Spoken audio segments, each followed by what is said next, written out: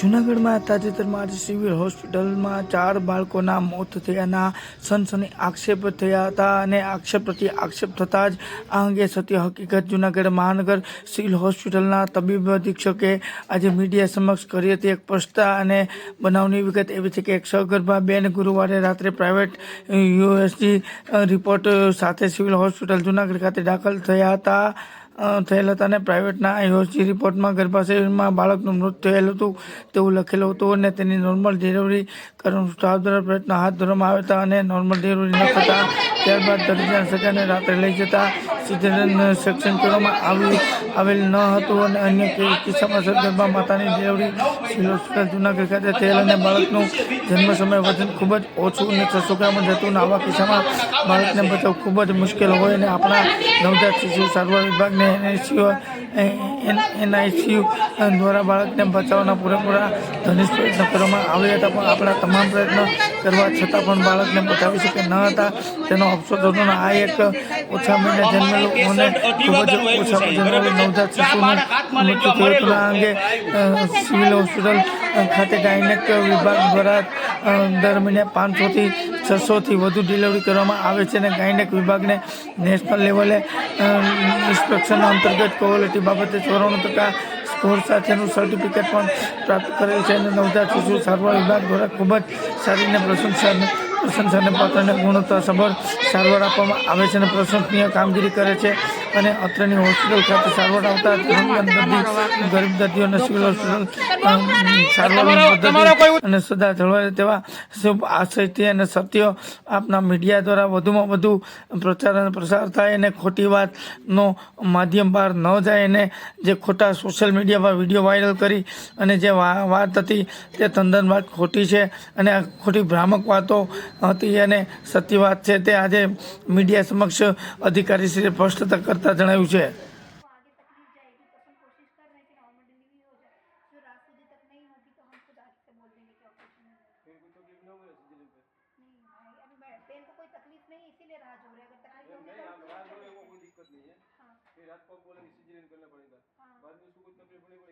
भाई देखो ऑपरेशन में जो तकलीफें होती है वो तो तकलीफ होगी नहीं दूसरी को उसको तकलीफ नहीं होगी नहीं भाई उसके अलावा कोई तकलीफ वाली बात नहीं है. देखो अभी मैं कितने सारे पेशेंट को सीएस करके सब लोग बेड सोए हुए.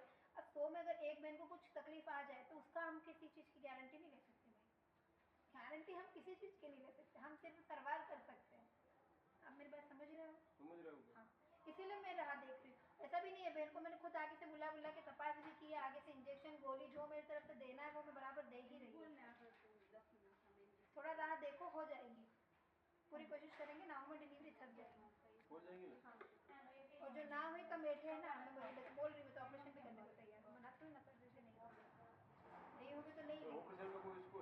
24 घंटे से ज्यादा अपने को लेना भी नहीं है और हम ले भी नहीं रहे. कल शाम સુધી उसके बच्चे के तक सारे नहीं आ रहे थे, अपन तब तक ही राह देगी. उससे ज्यादा हम राह देख भी नहीं पाए. और दोपहर के 4 बजे की बात है. अब भाई अभी 4 ही बजी है बस. देखो एग्जैक्ट 4 बजी है. कोई गलत नहीं. हाँ, बस इससे तो कह रही हूँ रात तक देखते हैं ना. थोड़ा तो मार्जिन दो. एक दिन 4 तो 4 थोड़ी तो मार्जिन दो. कोई दिक्कत नहीं. फिर आपको ऐसा बोलो उसको कोई दिक्कत नहीं आएंगे ना. फिर आगे ऑपरेशन के बाद में ना अगला बच्चा ऑपरेशन से ही आएगा. अगले बच्चे को कुछ होता है या कुछ सुनो मेरी बात, हम क्यों नहीं कर रहे हैं? क्योंकि ये वाला बच्चा आपका रहा नहीं. अगले बच्चे में अगर कुछ तकलीफ हुई तो दूसरी बार भी ऑपरेशन आएगा ना. ज्यादा से ज्यादा 2 या 3 बार अपना ऑपरेशन कर सकते हैं. अपने पास नॉर्मल डिलीवरी में चांस होते हैं. सुनो दीदी, मल्टीपल टाइम चांस होते हैं. बच्चा तो रहे नहीं, उसको कुछ नहीं तो उसको नहीं हो रहा है, इसीलिए तो राह देख रहे हैं भाई. कृष्ण जी को समझा दिया है. आई थी वो जो कृष्ण जी आपके साथ आई थी, उनको मैंने सब समझा दिया है. ठीक है, विश्वास रखो. अभी तो विश्वास रखो कृष्ण जी के नाम पे. इसलिए तो अभी तक रुके हैं ना. जाओ. નમસ્કાર, હું doctor Krutarth Brahmbhatt, medical superintendent, civil hospital Junagadh. Civil hospital જુનાગઢમાં એક જ દિવસમાં 4 નવજાત બાળકોની જે વાત છે તે વિશે ખુલાસો કરતા જણાવવાનું કે બનાવની વિગત એવી છે કે ગુરુવાર તારીખ 20 નવેમ્બર 2025ના રોજ ઈશ્વરિયા ગામના 25 વર્ષના દર્દી સિવિલ હોસ્પિટલ જુનાગઢ ખાતે દાખલ થયેલ હતા અને જ્યારે તેઓ દાખલ થયા ત્યારે તેમની પાસે પ્રાઇવેટનો યુએસજી રિપોર્ટ હતો, જેમાં ચોખ્ખું લખેલું હતું કે ગર્ભાશયમાં બાળકનું મૃત્યુ થઈ ગયેલ છે. ત્યારબાદ અત્રેના ગાયનેક વિભાગ દ્વારા તેઓની નોર્મલ ડિલિવરી કરાવવાનો પ્રયત્ન કરેલ હતો, પરંતુ નોર્મલ ડિલિવરી ન થતાં છેવટે સિઝેરિયન સેક્શન માટે તેઓને લઈ જવાની તૈયારી બતાવેલ હતી, પરંતુ દર્દીના સગા તેઓને અત્રેથી પ્રાઇવેટ ખાતે લઈ ગયેલ હતા. આથી સિઝેરિયન સેક્શન થઈ શકેલ નહોતું. અન્ય એક કિસ્સામાં ડિલિવરી અત્રે જ થયેલી હતી, પરંતુ બાળકનું જન્મ સમયે વજન ખૂબ જ ઓછું 600 ગ્રામ હતું. બાળક ઓછા મહિને જન્મેલું હતું અને બાળકનું જન્મ સમયે વજન ખૂબ ઓછું હતું.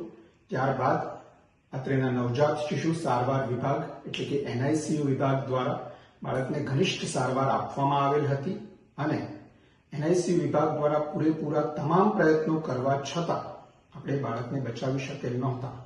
ઓછા મહિને જન્મેલા અને 600 ગ્રામ જેટલા ખૂબ ઓછા વજનવાળા બાળકોને બચાવવા ખૂબ જ મુશ્કેલ હોય છે. આમ ઓછા વજનવાળા એક બાળકનું સિવિલ હોસ્પિટલ જુનાગઢ ખાતે મૃત્યુ થયેલ હતું.